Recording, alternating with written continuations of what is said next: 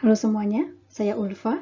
Dalam video ini kita akan membahas pemanfaatan donut balik atau backtracking untuk persoalan pewarnaan graf. Persoalan pewarnaan graf adalah sebagai berikut. Jadi kita punya graf G dengan N simpul dan tersedia M buah warna.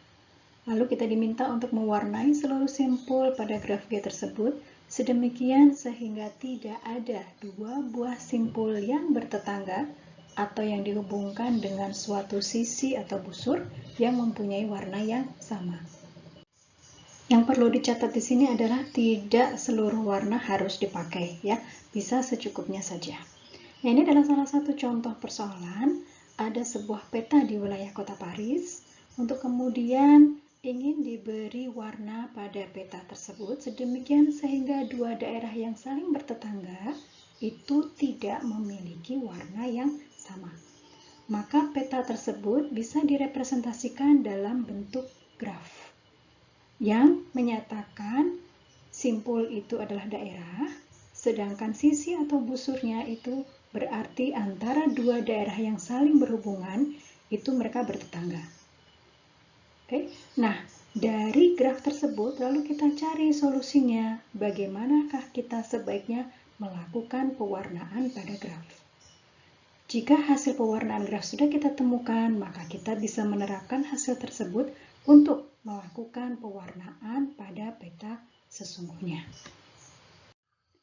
Properti umum metode runut balik atau backtrack untuk persoalan pewarnaan graf adalah sebagai berikut. Solusi persoalan masih sama ya, seperti kasus-kasus sebelumnya. Kita menggunakan tuple, yaitu X1 hingga N yang menyatakan simpul pada graf. Di mana setiap simpul nanti, X1, X2 hingga Xn, kemungkinan nilainya adalah warna 1 hingga M. Jadi di sini setiap elemen dari solusi memiliki himpunan solusi yang sama, yaitu nilai 1 hingga M.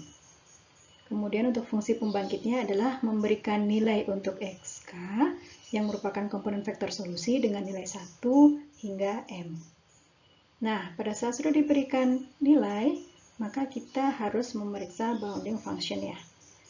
Bounding function untuk persoalan pewarnaan graf, dia akan bernilai true ketika antara dua simpul I, J itu saling bertetangga, maka kita bisa simpan sebagai graf IJ bernilai true, dan nilai warna untuk kedua simpul yang bertetangga tadi berbeda. Kalau berbeda, berarti bounding function-nya true dan dia boleh lanjut untuk memeriksa simpul berikutnya. Tapi kalau false, maka lintasan tersebut harus dipangkas, di-pruning, untuk kemudian memeriksa kemungkinan nilai yang lain. Nah, karena fungsi pembatas inilah, maka diperlukan matriks ketetanggaan dari grafnya untuk mengetahui simpul mana saja yang saling bertetangga dan dijaga supaya simpul yang bertetangga tadi tidak di-assign dengan nilai warna yang sama. Algoritma runut balik atau backtrack untuk persoalan pewarnaan graf adalah sebagai berikut. Jadi secara garis besar, kita akan melakukan inisialisasi nilai untuk simpul X1 hingga Xn dengan 0. Lalu kemudian kita panggil prosedur pewarnaan graf mulai dari simpul yang pertama. Dan ini akan dilakukan secara rekursif. Prosedur pewarnaan graf menerima input sebuah simpul. Untuk kemudian kita akan memeriksa nilai yang bisa diberikan pada simpul tersebut, yaitu memanggil prosedur warnai simpul K yang akan dibahas berikutnya ya. Tapi kalau ternyata semua warna sudah dicoba dan ternyata tidak ada yang bisa memenuhi sehingga nilai XK-nya sama dengan 0 akibat dari prosedur warnai simpul, maka berhenti. Kalau berhenti, kita akan backtrack nanti ke pemanggilan sebelumnya. Tapi kalau ternyata XK yang dihasilkan dari prosedur warnai simpul K ini tidak sama dengan 0, maka kita periksa apakah K-nya sudah sama dengan N. Kalau sudah sama dengan N, berarti semua simpul sudah diperiksa, kita cetak solusinya. Kalau belum, maka kita akan lanjut ke simpul yang berikutnya. Begitu seterusnya hingga sampai ke N. Nah, berikutnya kita akan lihat prosedur warnai simpul. Nah, untuk prosedur warnai simpul, adalah sebagai berikut. Maka inputnya adalah simpul yang pada saat itu sedang diperiksa. Lalu kita akan memeriksa apakah sebuah nilai ini sedang kita assign dengan nilai mod M plus 1, warna berikutnya. Gitu ya. Karena tadi kita sudah menginisialisasi semuanya dengan 0, maka kalau pertama kali, maka dia akan diisi dengan nilai 1. Kalau ternyata pada saat itu nilainya semua warna sudah dicoba, maka hasil assignment ini akan memberikan nilai 0. Ya, karena jumlahnya sudah sama dengan M plus 1. Oleh karena itu, dia harus berhenti. Keluar dari while. Untuk nanti kembali ke prosedur pewarnaan graf, kembali ke tahap yang ke K-1. Nah, tapi kalau ternyata hasil assignment nilai XK ini tidak sama dengan 0, maka kita harus memeriksa apakah warna yang pada saat itu sedang di-assign untuk XK itu ada yang sama nggak dengan tetangga yang sudah di-assign sebelumnya. Oke, maka kita akan melihat apakah nilai-nilai yang sudah di-assign dengan semua simpul yang bertetangga dengan K itu sama atau tidak. Kalau ada yang sama, berarti keluar. Ya, kalau keluar, berarti nanti kita harus mencoba untuk nilai yang lain. Tapi kalau ternyata berbeda, maka kita akan lanjut untuk memeriksa simpul yang berikutnya. Maksudnya simpul tetangga yang berikutnya. Ya.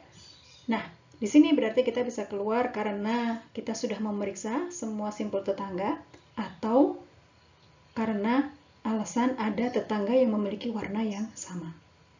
Kalau kita keluar dari kalang while ini karena sudah memeriksa semua tetangga, berarti oke, tidak ada yang sama nih warna dengan tetangganya.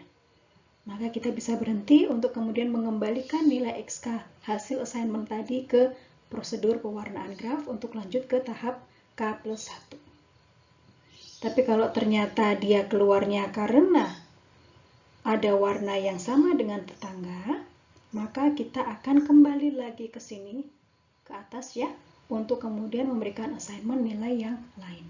Demikian seterusnya. Kompleksitas waktu untuk penyelesaian persoalan pewarnaan graf dengan backtrack adalah sebagai berikut. Pohon ruang status persoalan pewarnaan graf dengan N simpul dan M warna adalah pohon M array dengan tingginya N plus 1. Tiap simpul pada aras I atau level I akan mempunyai M anak karena punya kemungkinan M nilai atau M warna tadi ya. Dengan levelnya itu bisa level 1 hingga level yang ke N karena ada simpul 1 hingga simpul N. Nah, simpul pada level N adalah simpul daun. Jumlah simpul internal yang bukan daun ada sejumlah M pangkat I, kemudian I-nya itu mulai dari 0 sampai N-1, lalu jumlahkan semuanya. Nah, dari sana, tiap simpul internal itu menyatakan pemanggilan prosedur warnai simpul yang membutuhkan waktu OMN. Sehingga ketika dikalikan, maka total kebutuhan waktu algoritma pewarnaan graf itu adalah ONM pangkat N. Nah, untuk pohon ruang status seluruh kemungkinan, contoh persoalan pewarnaan graf dengan N sama dengan 3 dan warna yang mungkin diisikan juga sama dengan 3 adalah sebagai berikut. Nah, ini adalah contoh sebagian pohon ruang status dinamis yang dibentuk selama proses pencarian solusi untuk persoalan pewarnaan graf dengan N sama dengan 3 dan M sama dengan 3. Pertama kita isikan dulu simpul pertama dengan warna 1. Lalu kita lanjutkan dengan simpul kedua, kita isikan juga dengan warna 1. Nah, karena warnanya ternyata simpul 1 dengan simpul 2 ini saling bertetangga, maka dimatikan. Karena tidak boleh, ya. Kemudian kita coba untuk mengisikan simpul 2 dengan nilai yang berbeda, warna 2. Bisa. Lalu kita coba lagi untuk simpul yang ketiga. Simpul yang ketiga tidak bisa diberi nilai 1, tidak bisa juga diberi dengan nilai 2, dia baru oke atau sesuai ketika diberi warna yang ketiga. Nah, ini adalah salah satu solusinya. Kita bisa backtrack untuk mencoba kemungkinan yang lain. Demikian seterusnya untuk kemungkinan nilai X1 juga yang lain. Demikianlah video mengenai pemanfaatan runut balik atau backtracking untuk menyelesaikan persoalan pewarnaan graf. Selamat belajar!